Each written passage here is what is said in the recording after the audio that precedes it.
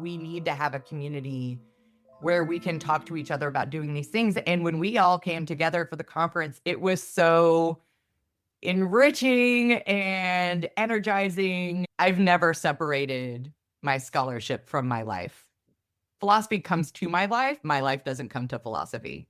What you are afforded, who is afforded what, who designed the space for who. And I think that that space can be a physical built designed space, or it can be a socially built normative space like academia.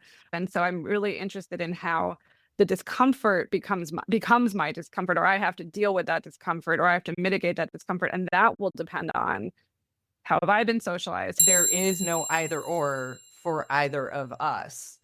It is everything all at once.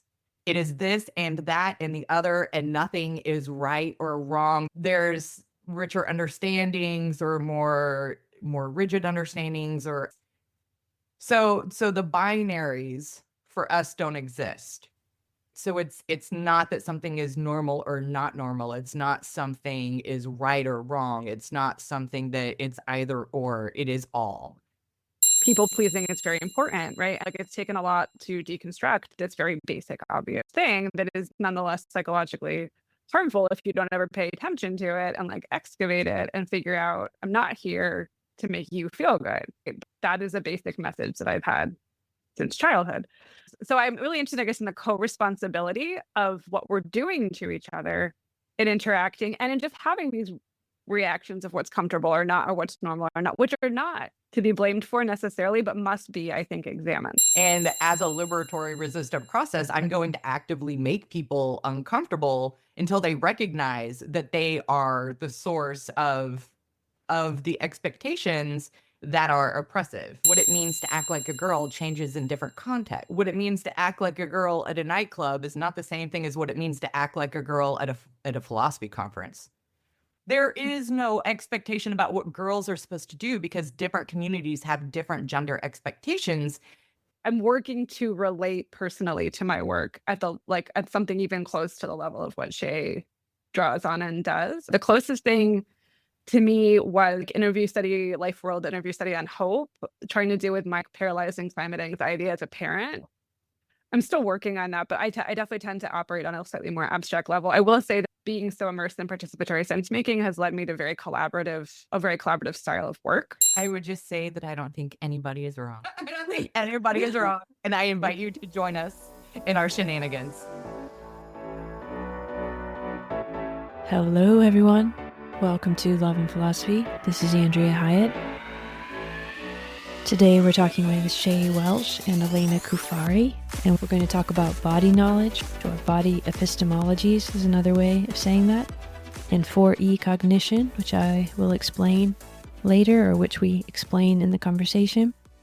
This conversation came about because of an email list I'm on called Women in Embodied Cognition, and through that list I learned about a conference that Shay Welch was organizing, and Elena Cuffari was going to be helping her organize, and she was the keynote for it in Atlanta at Spelman College about bodily epistemologies and 4E cognition. So that's what we're discussing here. Shay Welch is the Associate Professor of Philosophy at Spelman College. She's currently the Scholar in Residence for the City of Atlanta's Public Art Project. She's written a lot of books. Shay's also a dancer, by the way. She wrote Phenomenology of a Performative Knowledge System, Dancing with Native American Epistemology. Elena is also well known for her writings and papers in philosophy, and also a book she wrote that's very well known in action or in active cognition called Linguistic Bodies, The Continuity Between Life and Language. She wrote that with Ezekiel de Paulo and Hannah de Jager, two very important people in the field, which you will hear more about in other episodes. So, body knowledge, bodily epistemologies. To put it in a very too short sentence, it's about the body as a source of knowledge. So, we're thinking about the body itself as a way that we come to know the world and to know ourselves as well. And 4E cognition is very connected to that. I will post a separate little video on YouTube about what 4E cognition is, with a whole bunch of resources of all the amazing people who've been working on that. But for now, I'll just say that the 4 E's, like the letter E, stand for embodied, embedded, extended and inactive. And that's not quite true either, because sometimes instead of embedded, you hear ecological, which maybe you recognize from some of the conversations we've had about ecological psychology and J.G. Gibson. But also the E is sometimes environmental or ethical. At least that was brought up in this conference. I also think of the E as emotional sometimes, because we don't think of cognition as emotion, but actually it is, at least in my opinion, and I think others agree with that too. Although others I've talked to recently, such as Tim Ingold, doesn't even like to use the word cognition anymore. Maybe because, but it sounds maybe like it's in the head, or it reminds you of some other discipline. I just mentioned that because these are controversial terms and there's a lot of scholarship about it. And I will put links to those on the Substack in the description of this episode. And you can also look for that YouTube video. But the conference we're talking about is about how the body knows. And it's looking at it from a first-person perspective, which is another theme we talk about often on this podcast. Taking it seriously, trying to listen to others express their first-person perspective. All of this in this context of the body, embodiment, and knowledge. Often in philosophy, it's just an assumption that cognition is in the head or in the brain. And this is saying it's in the body, and it's also in the dynamics of the body within its encounter, its ongoing encounter with the environment, with people, with everything you encounter in your daily action. So if you just think about, as you move through the world, how you come to know that world, it's a bodily process. And though we don't talk about love directly here in this conversation, maybe we will at a later date, I do think this idea of embodied cognition and feeling as a form of knowledge is an important connection to the idea of love. It makes me think of Audre Lorde, for example, right now. I think in an interview that she gave, she said that our most genuine path to knowledge is feeling, and I can definitely see where that's coming from. And I think a lot of us can in our life if we really think about how we understand life and what we know about our life. There is a very real connection and orientation to understand the world and the body and one another in the writings of both of these scholars. So I hope you'll look for some of their work, and I'm sure you'll find it inspiring. So it's great to have Shay and Elena together here. They're a really good combination, as you'll hear, and I'm happy to bring you this conversation today. We had a little internet issue here. I think it was Elena's internet went out, which I somehow didn't really notice as we were talking, but so there's a few fluttering moments. I'm still learning with all the audio, and people are helping me, but this is mostly just a volunteer effort of a lot of different people who help out. So I really appreciate your support, and I hope you'll join the Substack and the YouTube, or go to the website and join there so we can build this up and make the quality even better and continue on. I really do appreciate your support. I really do appreciate all your comments and emails and anything. This is a project that's bigger for me than just trying to do a podcast. It's really about the research and the things I'm thinking about every day and the connections that I'm trying to make and trying to do something good and find a way to connect love and philosophy. So thank you for being here. I hope you're doing well wherever you are out there, and I wish you a beautiful day.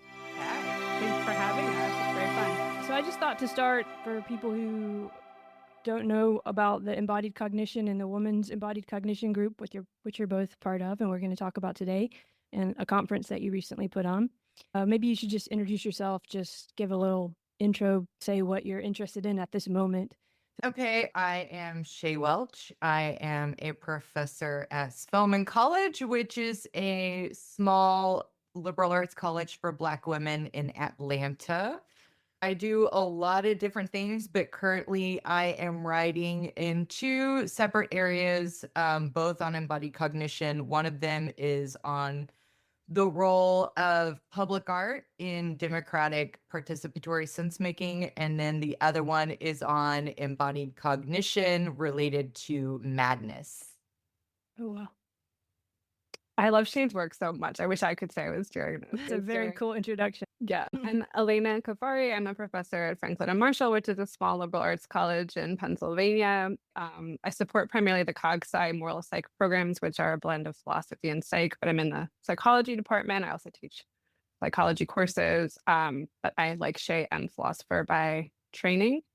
And I am working on a lot of things to sort of elaborate and extend the linguistic bodies paradigm, but right now, primarily, I'm engaged in stuff on what linguistic autonomy might mean vis-a-vis interactions with AI or non-human agents, and gesture work and how gesture methodology, continued work, and I would say also more non-human animal stuff, not just robots and AI, but also animals and humans and interaction. So basically like interaction dynamics. And that's also what I brought out in the conference, or wanted to try to do, is explore human-human interaction dynamics in unjust and oppressive situations, and what that might mean for participatory sense-making and linguistic bodies.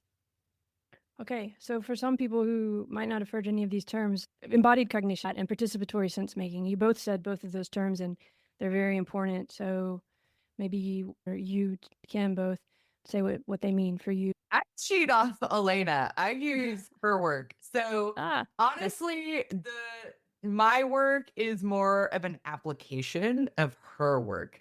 So I'm gonna let her take this one. okay. Oh, thanks. See what I did there? See what I did? Well, I just want to say too, because both of you do have an interactive, interesting relationship in the text, but in us in life. So feel free to ask each other questions or bring things up, because doesn't have to be me always saying things. Okay. Okay, no, I like that. I like that a lot. So okay, well, I mean, 4E, we use that language in the conference, and embodied cognition is like really decades long movement in cognitive science, or philosophy of mind, or philosophy of cognitive science, or cognitive linguistics. So like lots of different fields pertaining to mind studies that tries to bridge mind-body separations, is how I would say it in the most general way. And it looks really, I also say with just the embodied cog term looks super different for different theorists and applied folks. So yeah, just like any kind of exploration of how cognition comes out of our bodily life, and it can take different levels of radicalness, as people will say. I and I think Shay also work a little closer to the inactive vein of this, which is a little bit deeper in its commitment maybe to cognition as sense-making, cognition as the non-neutral activity of living things to continue to live.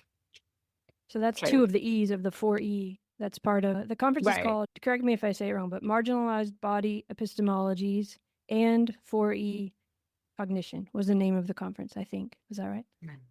Okay. So two of those E's, we have embodied and inactive. And for those, is it fair to say that instead of thinking of cognition as in the head and in the brain too, we're thinking of it as a bodily process, just to be really general? Is that okay? Is that for both of you? I mean, yeah. And then inactive, that gets to the participation and the interaction side of it, right? So that it's not just that cognition is in the body sitting there, but there's this ongoing interaction, continuous process of being alive, that whole process, everything that's going on with your body and the world around you. Do you want to add or change that? That's good.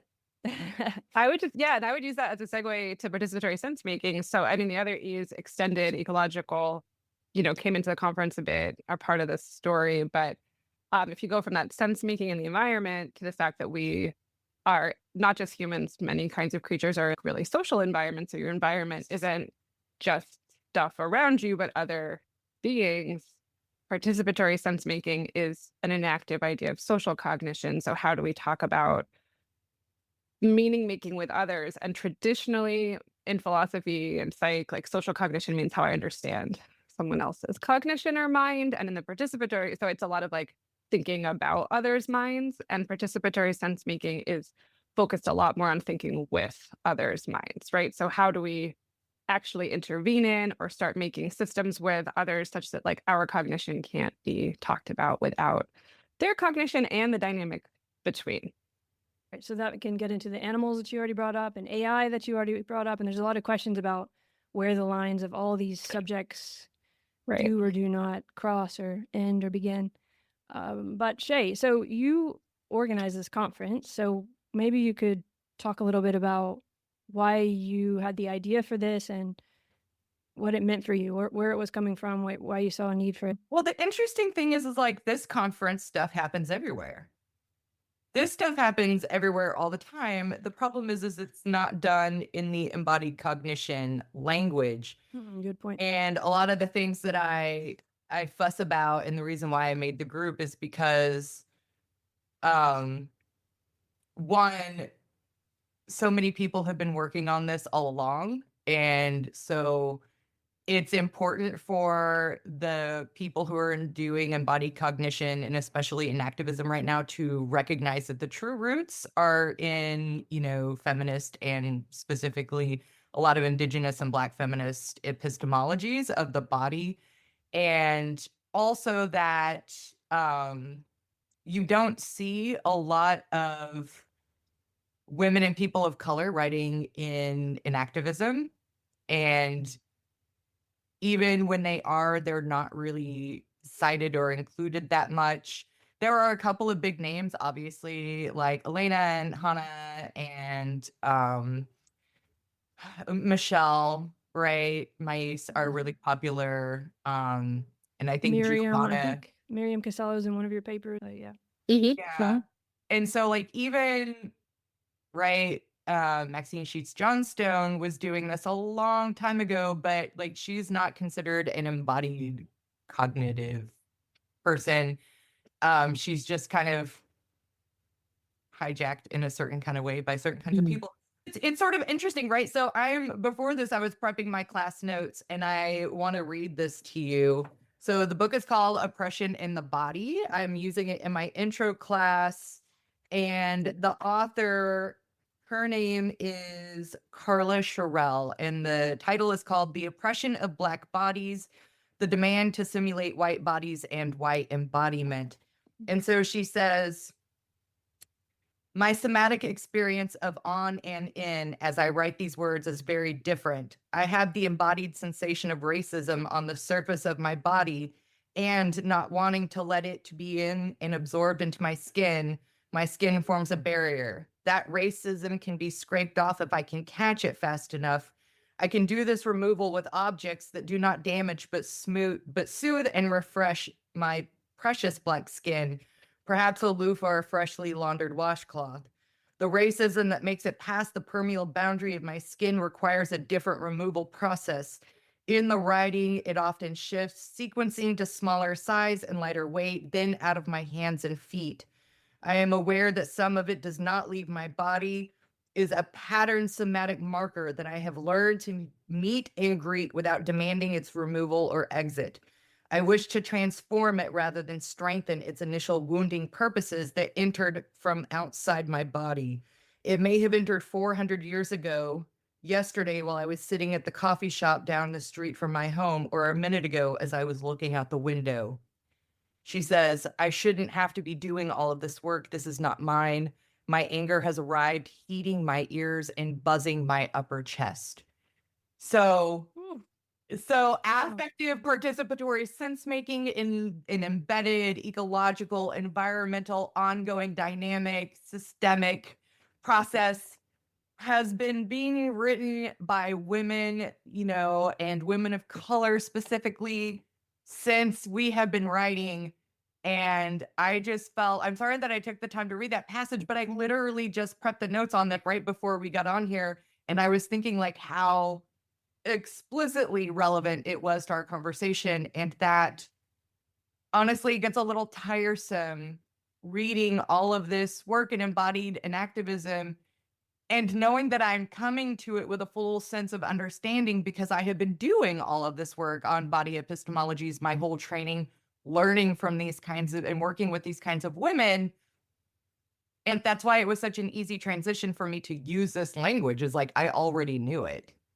I already knew it. I just kind of had to pick up the language that the men were using in a certain sort of respect. So like when I read Hannah and Elena's work and all of that stuff, like the way that they write it, it's just a natural, more technical, scientific articulation of these body knowledges itself.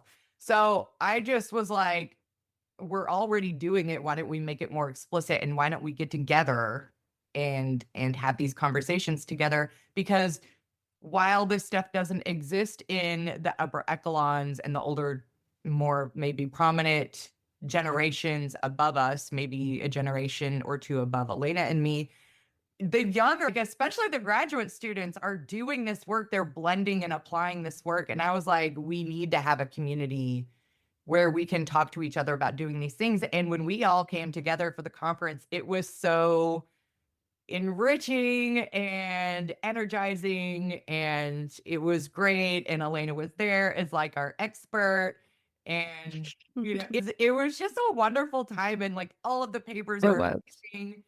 And so that's why I was doing it. And then I think that when I was talking to Elena about it, she was just so incredibly supportive that it became, sort of a collaborative venture. And I think we're looking into pursuing more versions of this in the future. Yeah, it's great that you corrected that it's these ideas are out there in a lot of places. It's just I wouldn't see them normally in this philosophical world. So that was really refreshing. But yeah, did you want to say something to that, Elena, what she just said? I saw you kind of no. Okay.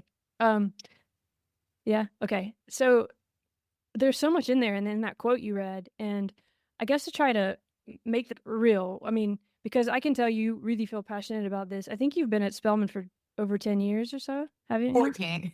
Okay. So this Yeah. is not like a new subject for you, and you've been teaching these subjects, and I looked at your classes, you're even teaching Native American philosophy and things. You're doing a lot of things that just doing this show, people often ask, where can I find these things? Are people teaching classes on this? Younger people who want to learn philosophy. So it's great that you're doing it. I do hope it's starting. I do hope this becomes more normal in academia. However, I'm just saying that you've already been doing this. And I wonder about when you were both learning philosophy, did you encounter any of this at all? Because I remember studying it like cultural theory, but we have all these little boundaries and categories we put each other in, which is why it's even hard to sometimes say you're this or that in this world of philosophy, because then you're supposed to be associated with this whole collection of things that maybe put you into a certain box. So yeah, I wonder how you developed your own views, if you felt like you were being put into boxes, if you've resisted those or embraced those or whatever, both of you. Okay, I'll start. This is an interesting one for you. I was thinking when Shay was even speaking so wonderfully about these other traditions that infuse, especially some people's approaches, to my own like very unique grad school experience at the University of Oregon, where I went to study with Mark Johnson to continue cognitive linguistics and embodied language work, but did a whole like side master's piece that was really on feminist phenomenology. And it was a place where I could study feminist phenomenology with Beata Stavarska and Bonnie Mann, but I also was in a philosophy of race and Latin American philosophy reading group way back. This is like years before 2010. I'm dating myself, but like you can see that in the talk I gave too, because I went back to some of that literature, but with Naomi Zach, Jose Mendoza, Grant Silva, George Forlas, like there was the whole community studying those kinds of philosophies at the same time that I was studying philosophy of cognitive science. And it was like really unique to be able to blend that. And I think, so I got to experience like this very pluralist philosophy environment. And then I remember going to conferences. I would often go to like cognitive linguistics conferences and still do. And those are always happy for me. But I would go to philosophy conferences outside of this Oregon bubble and I'd be like, I do not know what is happening here. Because this was a department where half the faculty were women, again, before 2010, and everyone had to take 2 feminist philosophy courses, and everyone had to take 2 American philosophy courses. And some of the American philosophy professors were starting to do indigenous philosophy a bit. So it was, I think, actually really unique. And there are other programs like that in the US, but they are their own. And I know that, when you then interface with larger bodies, especially in the US, it is a different experience. And so I went to Europe after that as my next step and found it very smooth and continue to have a lot of connections there because it's just a different world, I'll say, for now. Both for linguistics and for philosophy, that was my home. Yeah. It's still rare to find. Actually, I was going to ask, is there some kind of resource where you could find, for example, a list of phenomenological feminist philosophers to study? I mean, I think Shay would even probably know better. She is the queen of the lists and the listservs and the communities. Yes, absolutely. Honestly, So I don't know, you do neuroscience, so I don't know, do you know Beck Todd? Rebecca Todd, she's like huge in neuroscience, and so she just asked me for a bunch of these resources, and I just sent her, as I did some of the embodied cognition guys, I just sent her my bibliographies. Oh, Right. So historically, I have always written on, so sort of like there are a couple of bubbles that do what we do. And so I went to a program called at Binghamton University called SPEL, which stands for Social, Political, Ethical, and Legal Philosophy, which also requires it's both analytic, continental, and phenomenological. And it was majority women professors. And you had to do non-Western philosophy as well.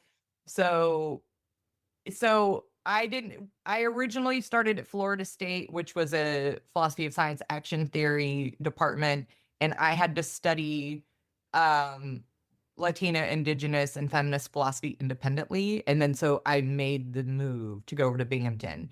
So it's sort of like, I'm sure Elena's work and my work, just like bibliographies that has all of these like non-Husserl phenomenologists in it. So I think that we could easily share those bibliographies. There are resources all over the place, but honestly, like finding people who write on this stuff, and like our recent work, so like a lot of my last two books have an equal amount of embodied cognition and an activism and feminist embodiment phenomenology in it. So those would be easy to just share out. So why is this so hard to combine academically? Why is this so hard to talk? I mean, I don't want us to sound like we're so great. We know all these resources and we know all that, we've been reading these things forever, because it's not about that. It's about having a lived experience and then needing to find people who've experienced something like that, who are also trying to work through it philosophically. So it's actually about trying to understand these lived experiences in philosophical life and the things that we're experiencing every day.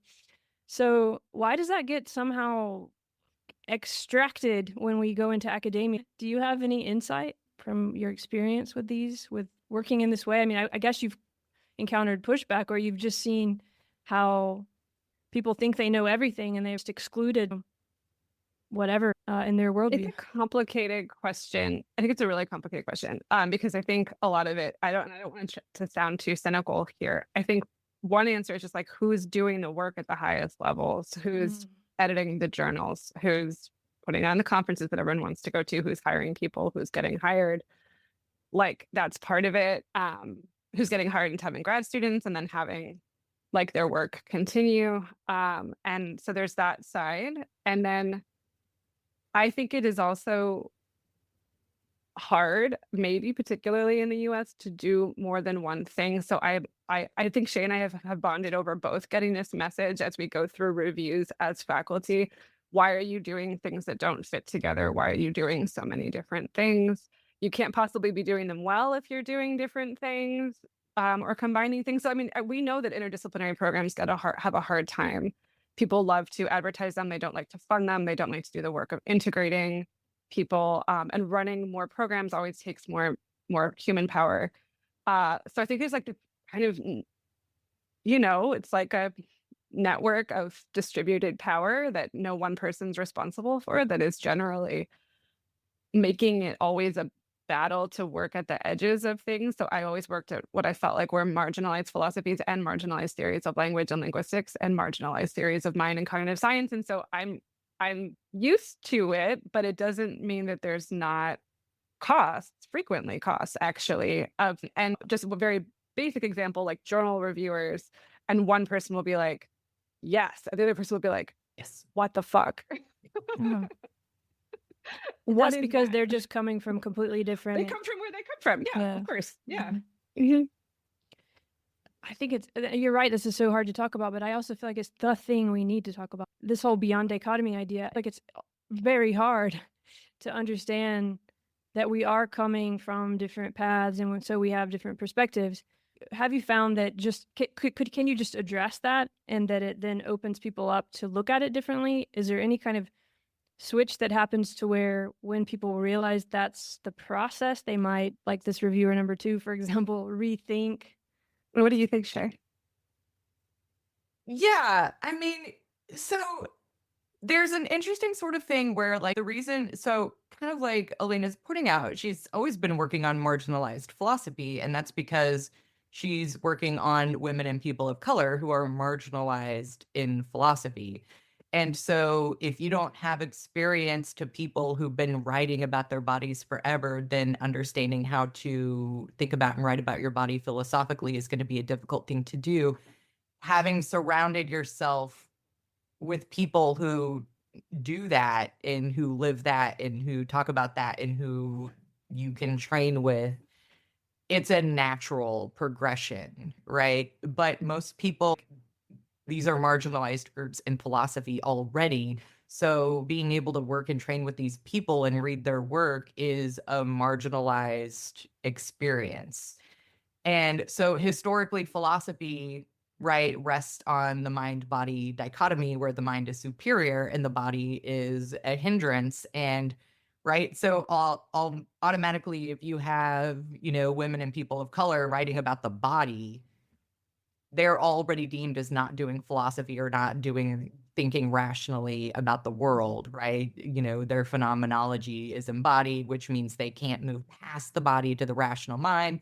So there's that. And then that sort of persists, especially in STEM, right? And so then you have these people coming in with embodied cognition. And so they're marginalized in STEM because they're trying to say the mind body dichotomy doesn't exist as if it's a new idea. But they're marginalized in STEM. So the thing is you've got a bunch of guys, usually white guys, who are working, in philosophy of mind and STEM, discovering that the body knows these things, and then they get marginalized in these fields. And then when you have people coming in from the area where they're like, this is obviously true, where have you been? Then that is sort of marginalized because it's just a habit to marginalize people in philosophy, especially philosophy of mind. So then when you have a marginalized group of people writing about the body, and then you have these other marginalized people coming to it, then they're like, oh, you just don't understand the body the way that the body is supposed to be understood. Again, you don't understand the body rationally or scientifically, in this sort of way. So then it's kind of pushed out as not real embodied cognition work. And so that's just a problem of marginalization and systemic exclusion within philosophy and STEM generally. And so it does become incumbent upon people to actively search this out and actively search these people out and actively support these people. Because when you get reviewer number 1 and reviewer number 2, you have to argue to the editor that reviewer number 2 is just not reading new work, right? So reviewer number 1 sees it, and so you don't have to convince reviewer number 2, you have to convince the editor. That reviewer, you have to be able to say, reviewer number 2, I'm sorry, you just haven't read enough of the literature to understand where we're coming from, and your work isn't as extensive as say reviewer number 1 in my work, and then make the argument indirectly to the editor about why reviewer number 2 shouldn't be considered. And this is gonna piss off reviewer number 2, and reviewer number 2 is gonna fight back to the editor. And so then it becomes, again, who's reading, who's judging, who's hiring, who's doing these journals to make the decision about whether or not people doing these marginalized topics are worthy of being included, right? So it is the similar problem of just marginalization within the field of philosophy and STEM, and also the problem of who is the gatekeeper of letting in these people who are adding marginalized voices to these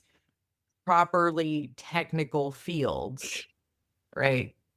I said we were going to talk about fractals and in a fractal way, and I think that this is a great example of it, of how we're talking about marginalization, which is a word we could think about, or the center, or the margin, the edge of the, getting. There's also words like disorder, and there's all these words that, as you just kind of expressed, get defined differently by different people. So yeah, this fractal thing, I think it's very hard to talk about where is the margin, where is the center. So to get into that a little bit, I wonder about this question. how many people do you think of themselves as normal, as having had a normal experience? I mean, I find this a very hard question. We might not be able to answer it, but because I think this is some of the confusion and when we always end up fighting each other in a way, because there's, and you guys correct me, please. And I'm sorry I keep saying you guys, please, correct me. But I feel like I don't feel like normal, and most people don't feel normal, I would say. And yet we assume there's this normal world out there. And then at the same time, for that same reason, depending on how easy life has been for us in terms of the regularities we've encountered, there is a kind of like protection of what we think of as normal. So I don't know. What do you think do you think people in general consider themselves normal? And how is it versus the way they define themselves and the way they think of the rest of the world thinking of themselves as normal? I know that's kind of hard to talk about, but do you see what I'm trying to get at? Elena, I'm going to let you answer that one, but I'm going to throw in a useful term to get rid of you guys as y'all. Y'all is good. I like y'all. So just go right on to y'all and y'all. I said y'all so much when I came back from Atlanta. Do I need permission to say y'all as someone who has? You do not. Okay. Because I love y'all, but then I'm like, and I love y'all, but I'm like, am I allowed to just say this? I'm glad we clarified that. We can all use y'all. We can all use y'all. I think this is really a question for Shay's work, which is so on the nose about being interpolated as not normal, being normal or not normal, like the way that this shifts in different contexts. I don't really know how to start answering it. I will say that as we were talking about the gatekeeping and the power structures, and I always wrestle with how much of this is myth and how much of this is real, and how much of our believing in the myth is part of the problem.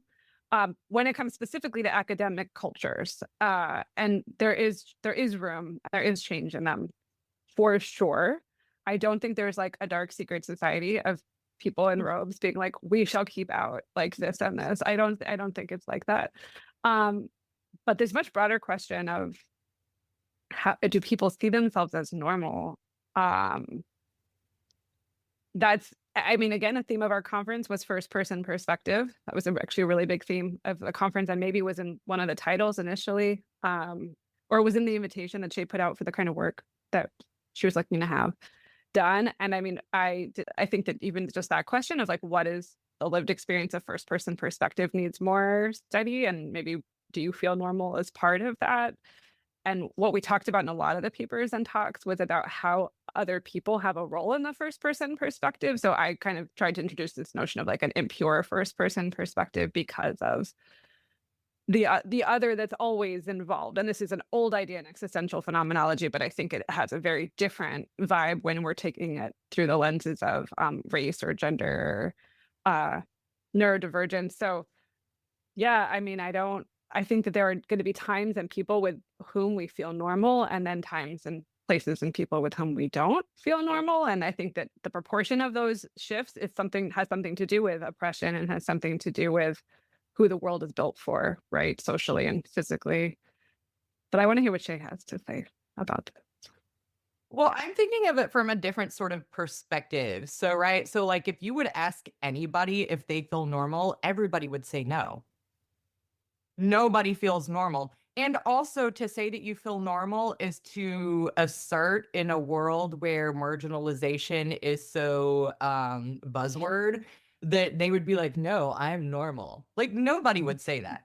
No, and even if also they thought they were if you would ask a lot of like if you would ask a lot of dudes in philosophy if they think they're normal, they would say, certainly not. Either I got beat up in high school because I was a nerd, or I'm so smart that I just can't communicate with the normal people, right? So even if you ask people that we might consider in academia if they're normal, everybody would have a good reason why they're not normal. In academia, I totally agree. But I'm thinking about like, what about all my neighbors and their political signs of the recent winning party? Don't they take themselves as like, no, they're the norm? They're norm? I think that this, if you're going to relate it to this, like one of the things that I was thinking about in philosophy is like, no, like if we're thinking about gatekeeping, Nobody says like this is normal philosophy. What they're going to say is this is good philosophy. Yes. Or this is real philosophy. Right? So when I've done Native American work and submitted for grants, the comments didn't come back from reviewer number 2, in fact, that it wasn't normal. What they said was it wasn't real. So one of the comments was like, there's no such thing as Native American philosophy. It was never sophisticated enough as a system of thought to count as a philosophy. This would count more as Native American, like the best category for this is Native American religious thought.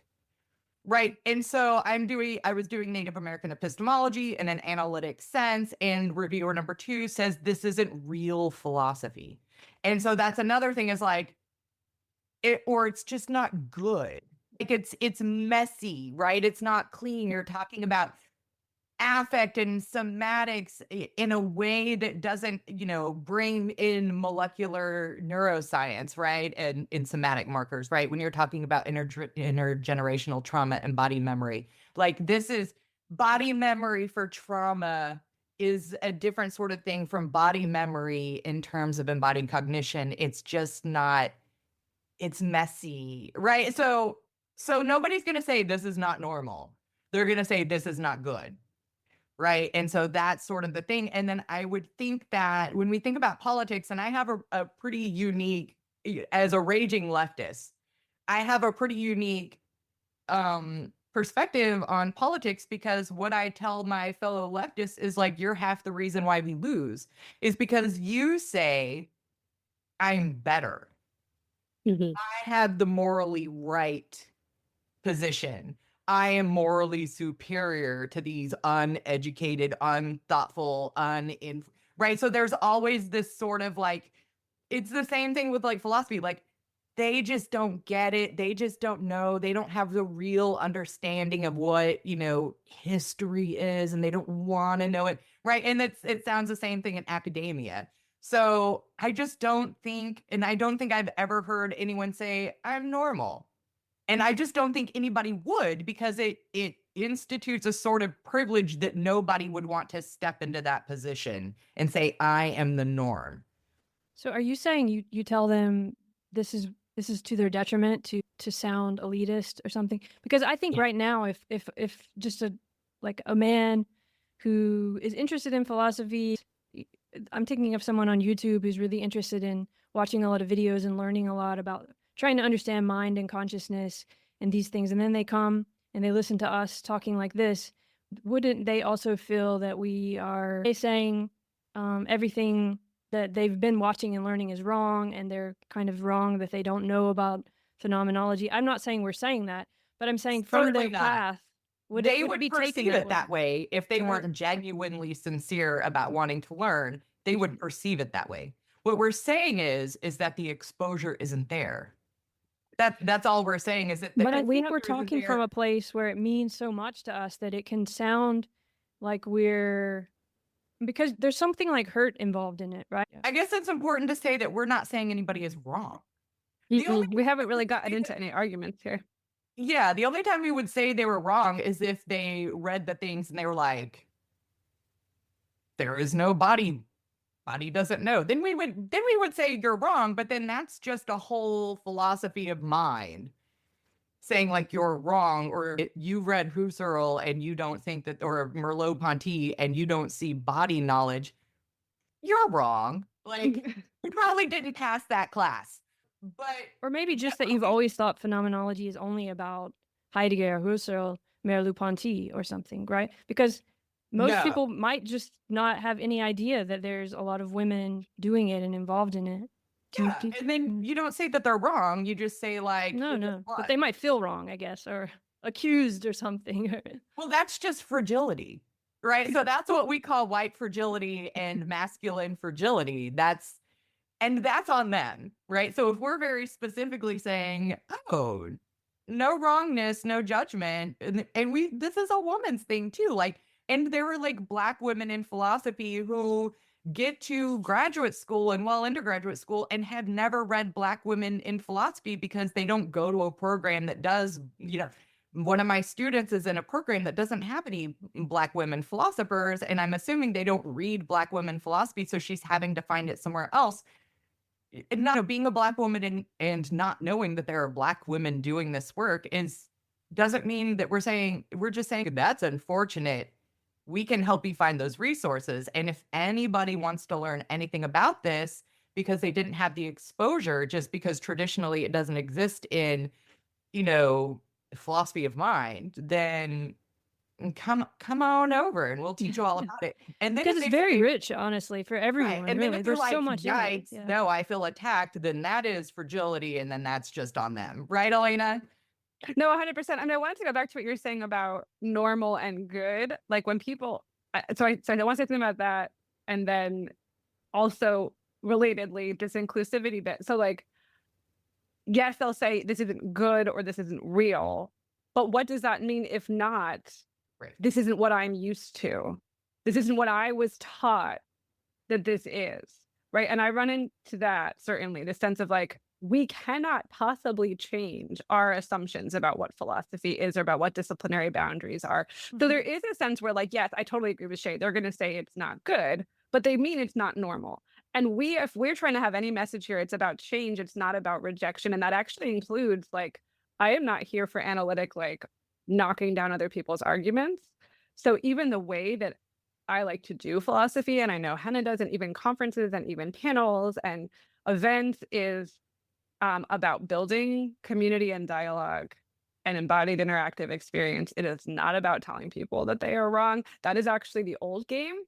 And that is maybe so like if you feel like that's what's happening, and that might be like Shay is saying coming from, what you've experienced previously. It's And not fragility about is fine. Precariousness and being Yeah. needy. I mean, these are all part of life too. But I think what I'm trying to do here by pushing at this is what I think is we have a stance that we either our way has been the right way or we're wrong. It's an assumption that people bring to things. And so if sometimes when you hear things that are counter to what you've been hearing and the way you just brought up, you want to reject it or you think it's wrong because you think you have to choose. And that Yeah. whole initial stance, I think, is what is being called into question by a lot of these texts that you have been supporting for the past decade, and what I think we all need to learn. But until we get over that stance where it's rejected just offhand because it doesn't fit with what came before, we can't open up to that practicality and nestedness of all these other ways, which I think everyone's hungry for.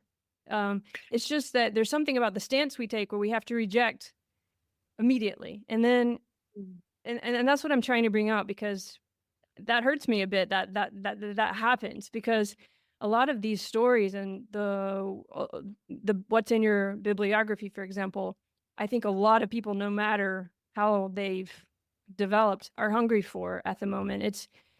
It's really, really rich with a lot of that. So I'm just trying to get over that initial, if you've never heard of this before, then everything you know before is wrong, kind of.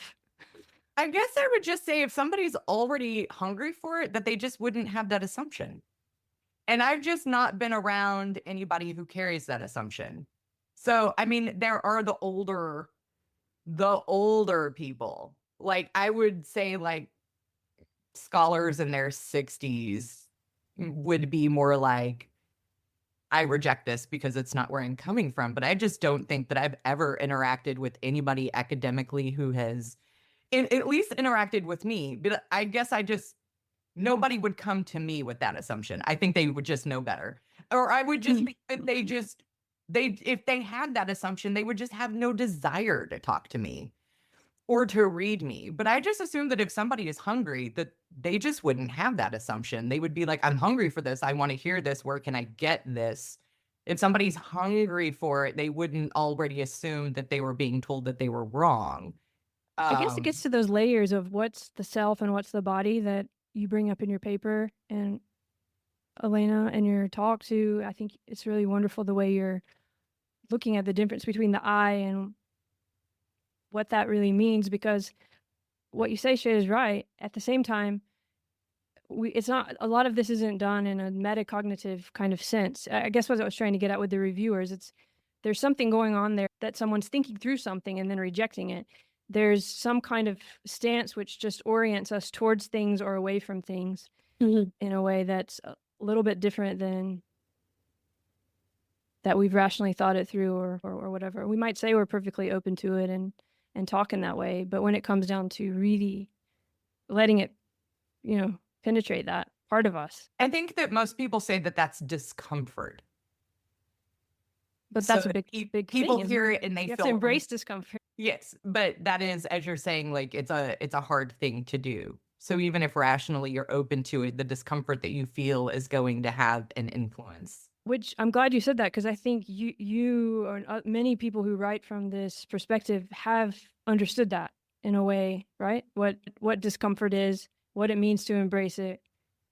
Like maybe that is that connected at all to your philosophies or to the marginalized bodily epistemologies? Do you see any connection to that? Talk about your I eye, think Elena. She brought up your eye in the self. Oh, yeah. But then the discomfort part, I don't know how to tackle that part as much. So I'm thinking about that. I was thinking about Shay's recent papers, actually, when you asked that question about discomfort and informing philosophy. I don't want to keep going back to the reviewer question, but I think like it's so hard to get into a place of openness and reviewing articles for free when you're like overworked to hell is not that place, probably.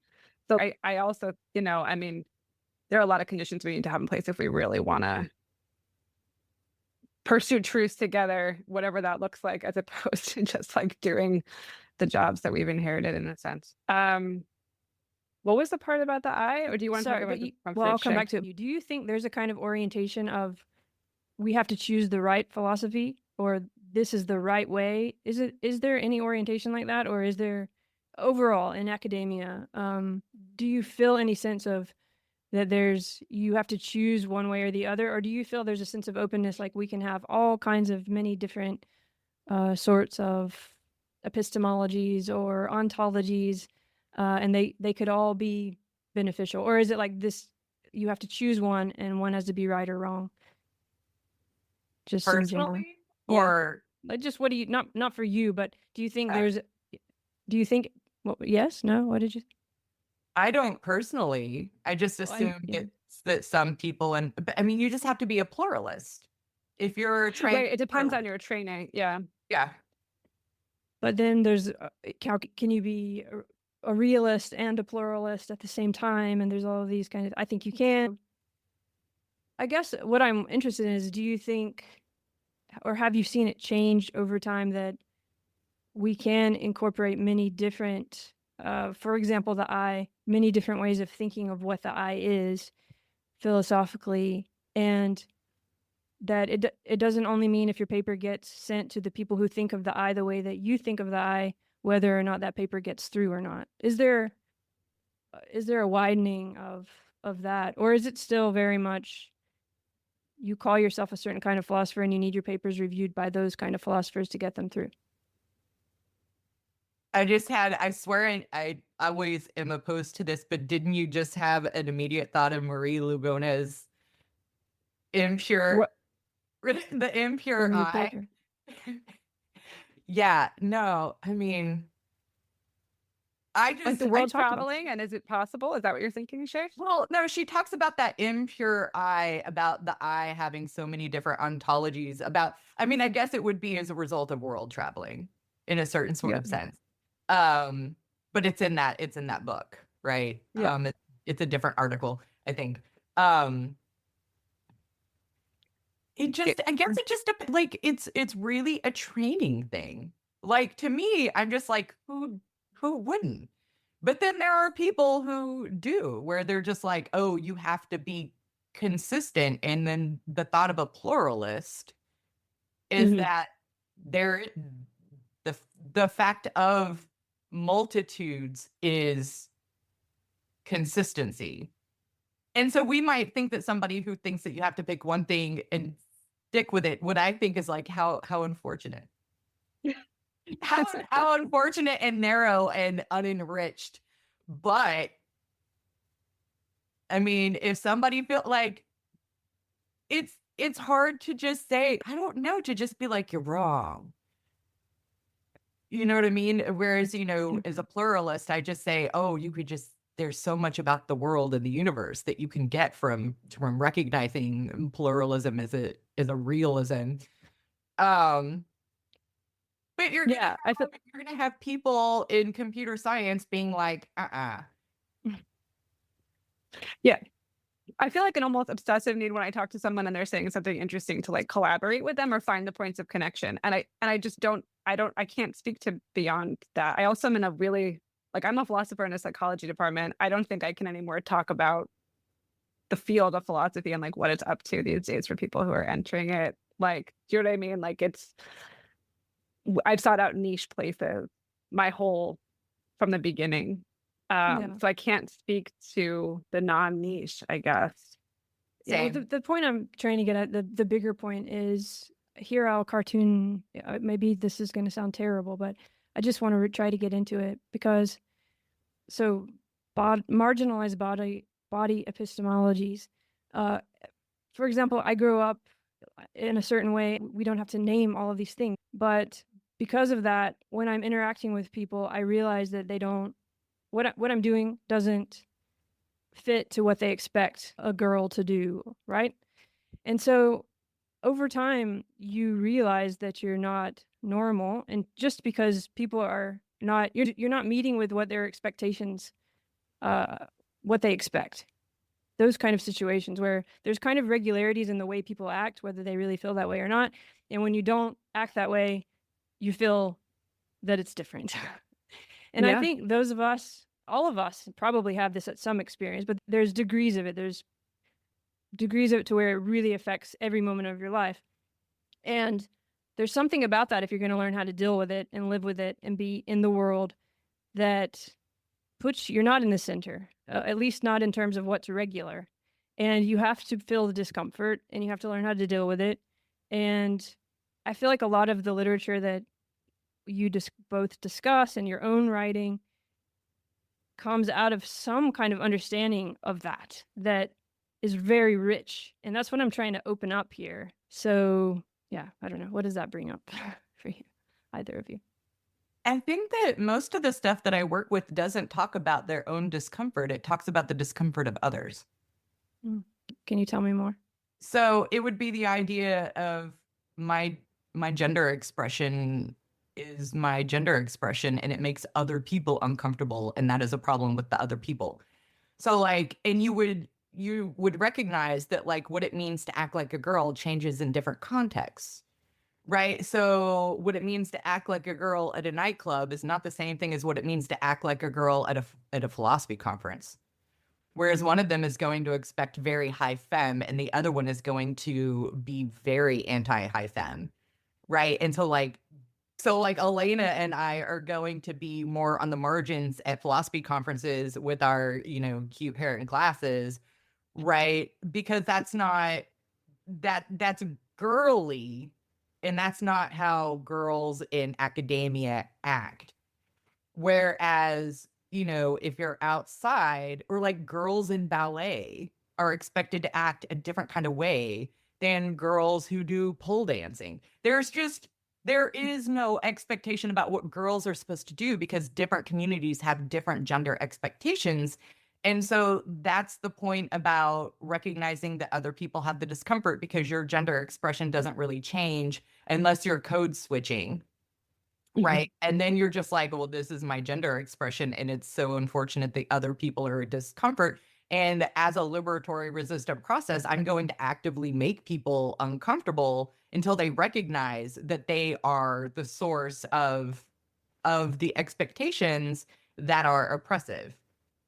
So I don't think it's been a long time, right? So when she's talking about the oppression on her Black body in white spaces, she's not talking about her discomfort. She's talking about the discomfort of white people who are exposed to Black bodies that aren't conforming to whiteness in white spaces.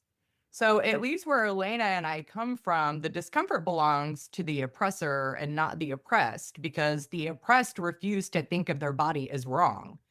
Does it have to be either or there? I think that's a really good point you make. Thank you. It is about the discomfort of that, but does that mean also that it's not uncomfortable or difficult, the challenging? thing that's going on here is that like you are kind of, so there is no either or, and I don't think Elena would ever, either of us are going to say either or. There is no either or for either of us. It is everything all at once. It is this and that and the other, and nothing is right or wrong. There's richer understandings or more rigid understandings or other kinds of things, but so the binaries for us don't exist. And we're not going to implement any sort of binary standards either on being or reviewer number 2. Right. So it's not that something is normal or not normal. It's not something is right or wrong. It's not something that it's either or. It is all. It is all. And that's what makes lived experience lived, I guess, in a certain sort of way. I mean, Elena, or do you see what I'm saying? Yeah, I think so. I wanted to ask you what you think about oppression is wrong, right? And you would say this, and we are Wrong resisting and bad, yeah.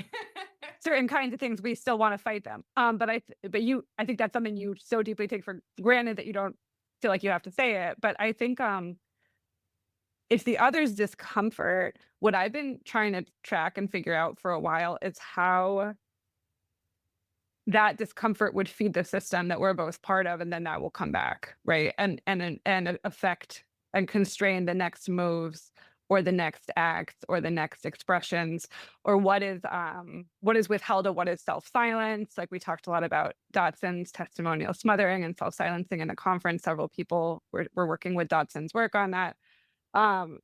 So, and I also think about when you were asking your question, Andrea, I was thinking about Sarah Hendren's amazing book, What Can a Body Do? How We Meet the Built World, I think it's called, which is something I've been teaching at the end of Embodied Cog. And it really uses another ecological psych and affordances, but it's talking about actually a very basic idea from disability studies going back decades, but new maybe in this context of writing about design in a philosophical way and writing about design and autism and neurodivergencies, is her take that like what you are afforded is all about who is afforded what, who designed the space for who. And I think that space can be a physical built designed space, or it can be a socially built normative space like academia. But I usually work actually at a much more micro level of like an interactional dyad because of working on multimodal languaging stuff. And so I'm really interested in how the discomfort becomes my discomfort, or I have to deal with that discomfort, or I have to mitigate that discomfort. And that will depend on how have I been socialized, how have I been gendered, right? So was gendered very normal. It's coming up sort of like this hetero woman origin, very middle class, right? Like this is appropriate, this is not appropriate. And like people pleasing is very important, right? And like it's taken a lot to deconstruct this very basic, obvious sort of like privileged thing that is nonetheless psychologically harmful if you don't ever pay attention to it and like excavate it and figure out, I'm not here to make you feel good, right? But like that is a basic message that I've had since childhood. I don't know quite how I got there, but I think that like that is, so I'm really interested, I guess, in the co-responsibility of what we're doing to each other in interacting and in just having these reactions of what's comfortable or not, or what's normal or not, which are not, to be blamed for necessarily, but must be, I think, examined. I think that's... Sorry, I just got on the soapbox out of nowhere. No, wasn't a soapbox. It's just real. These are hard things to talk about. And I guess when discomfort gets to this body thing again, and the difference between the body's reaction and what we think of as self or what the I is, those aren't always the same.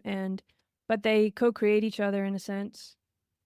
Because I wasn't saying by being discomfortable, you aren't strong, or that it's right for you to feel uncomfortable, or that, but sometimes that situation is that you're made to feel uncomfortable, and then you have to recognize that discomfort in the I, in the self, and then you have to fight against it and change. So this is a whole process, isn't it, of the body coming to know itself, having an I, then addressing how others see that I, changing their own definition of the I, pushing against what others are trying to impose of the I. Yeah. And I want to just jump in because the discomfort and how we relate to it was such a theme in some of these amazing papers that were at the conference on like interoception and menstruation and endometriosis and pregnancy and childbirth and Great. Sophia Jepson's, or am I saying her name right, Shay? Sophia Jepson. Jepson's paper on like where do you feel emotion and what's normal about where you feel. Do you feel it in the head? Do you feel it in the body? Like this was a theme throughout, this question of like how important it is to pay attention to what you feel, but how dismissed it is in an institutional setting to pay attention to what you feel, or who are you when you're paying attention to what you feel, and that we're not feeling things the same way. Like that was I went back over because we're thinking about some kind of publication eventually, and I wanted to be prepared for this. And I was just like, there were some very clear themes and threads. And so like working with discomfort or sensation, or like sensation that is not, maybe certainly informative, maybe we want to call it pain, maybe we don't, depending, like was a really important theme. And that's exactly the kind of like source for knowledge for embodied epistemology that has been dismissed and left out and dismantled, and I think, or not just like sort of like not included. And people were bringing it in like all sorts of ways across. I can think of at least 4 or 5 talks. Well, that's what I love about Shay's, or I don't know who decided for the title, but bodily epistemology, right? This is really rich. Especially if you look at what you wrote in your paper, Elena, and what you presented of the body not necessarily being the I and overlapping always with the self. There's a lot of nuance in there to figure out, but the sense of feeling is a kind of knowledge, right? And Right. But that doesn't mean that the I knows or has recognized the body's knowledge. And what would it mean for that to happen? And like, what does it mean to build on that, build treatments on that, build theories on that? Or even in our own life. I guess that's what I was trying to get at, is we come to this, that the body is in the world in a particular way.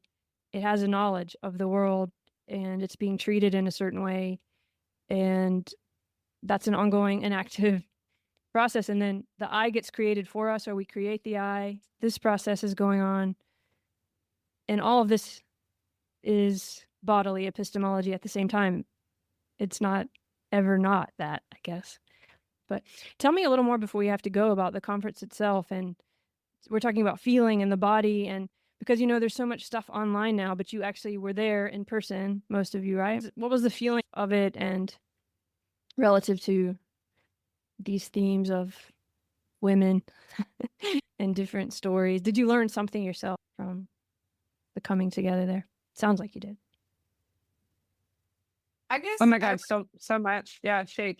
Yeah. No, I mean, I guess like being in that environment and having those conversations is not different for me. It is what I've been doing my whole academic career, kind of my whole life. What was fun and exciting about it was seeing the way these different kinds of things were being mixed in with the inactivism, right? So inactivism would say that the body is the knower, is the I always. And so when people separate those things, they just misunderstand or have been taught that the body isn't the I. So that's just sort of the basis of inactivism, is the body is the knower. And so the I doesn't come to know the body. The body has always been the I. But people have been taught mind-body dualism, and you have to undo that mindset.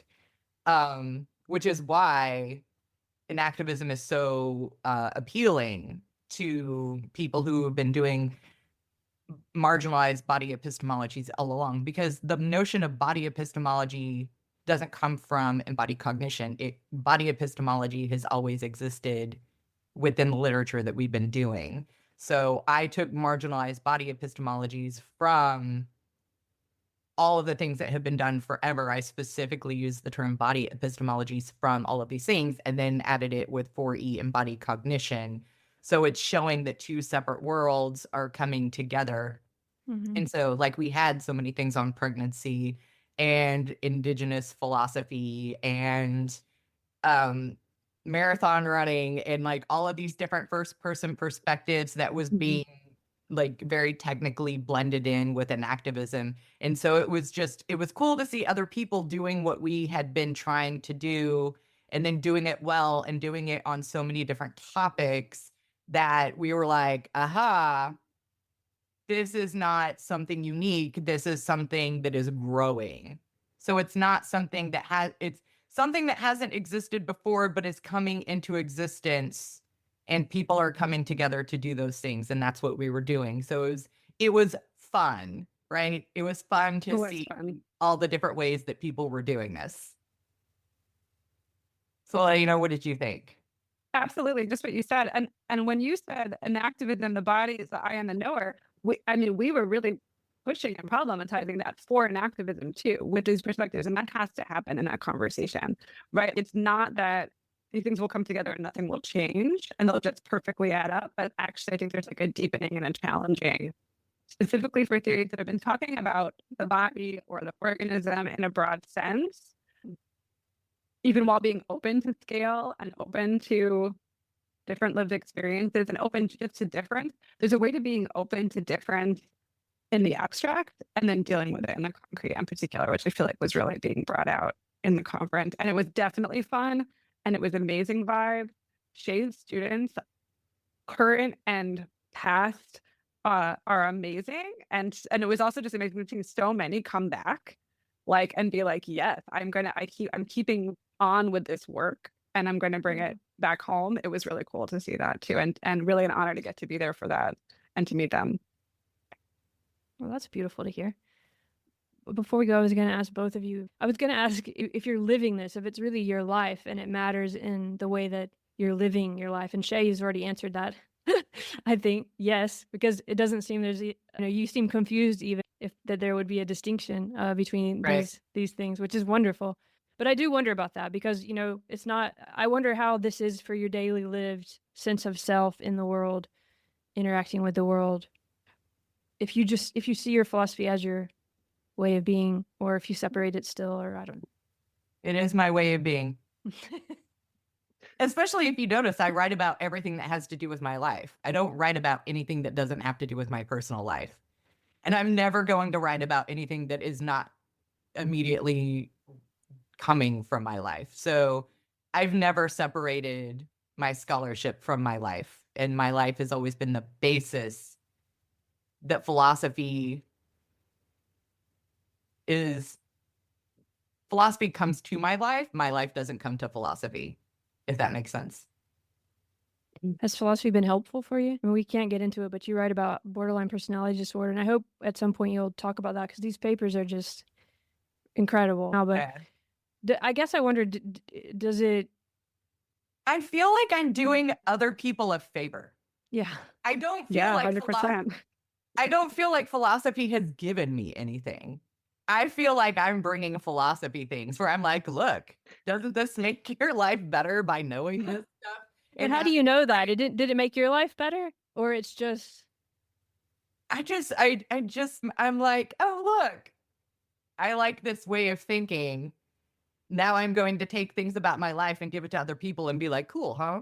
And it's going to be in a shared language of analytic philosophy, because that is the thing. It needs to be in a shared language for other people to understand it. So I'm not using analytic and activism to understand my experience. I'm using analytic and activism to help other people understand my experience. But in the way we've been talking about it, that even seems collapsed because you're living it. I guess it's almost confusing in a way because it is your bodily epistemology. And so even when we're talking about it, we're separating it a bit because with language, but you're living it, right? And yeah, and so it's not only that you're showing other people, but you're living it in a way that's hard to talk about. Yeah, I mean, I think it's easy for me to talk about. I don't think for me, I'm not confused about it, and I don't think it's hard to talk about. It might be hard for other people to take up. But then again, that's their discomfort. Or hard to not hear it through our perspective, another perspective, because there's something very radical about the way you're living and the way you're writing, that when you try to fit it into the way other people might be living and writing, which is sometimes removing self from the process in order to be able to process it. It's different. So it can feel very striking. But for you, it's what you're doing is what I'm saying. Elena, what do you think about all this? Yeah, maybe Elena doesn't feel like it's as natural as I think that it is. No, I mean, I think it's great to hear Shay's account and method. And I meant to ask Shay when we were together how she writes so many books. I still plan to ask her this and get advice on it. But I think I don't. Yeah, so I am not. I don't. I'm working to relate personally to my work at something even close to the level of what Shay draws on and does. I think it's very implicit, or for historically, it's been very implicit for me, like why or an abstract and intellectualized, why I have the interests I have, why I work the way that I do. It's something I'm still trying to like reflect on and explore. The closest thing to me was this kind of like life world interview study on hope, trying to deal with my like paralyzing climate anxiety as a parent. But it was certainly work that is messy and bringing a lot of things together in a way that I'm not sure makes sense yet. And so I'm still working on that, but I definitely tend to operate on a slightly more abstract level. I will say that being so immersed in participatory sensemaking has led me to a very collaborative style of work, I guess. And that's important to me. And that's also something that doesn't always translate well in philosophy, although I think that's changing quite a bit.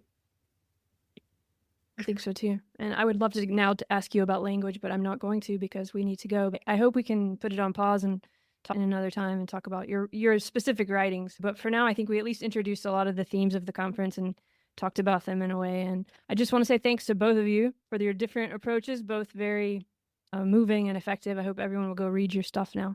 Is there anything in the end that you want to say that we didn't make clear before we go? I would just say that I don't think anybody is wrong. Okay. I don't think anybody is wrong. And I invite you to join us in our shenanigans. Wonderful. Thank you. Thanks, Andrea. And thanks, Shay. All right. Thank you both. Okay, thanks. Talk soon.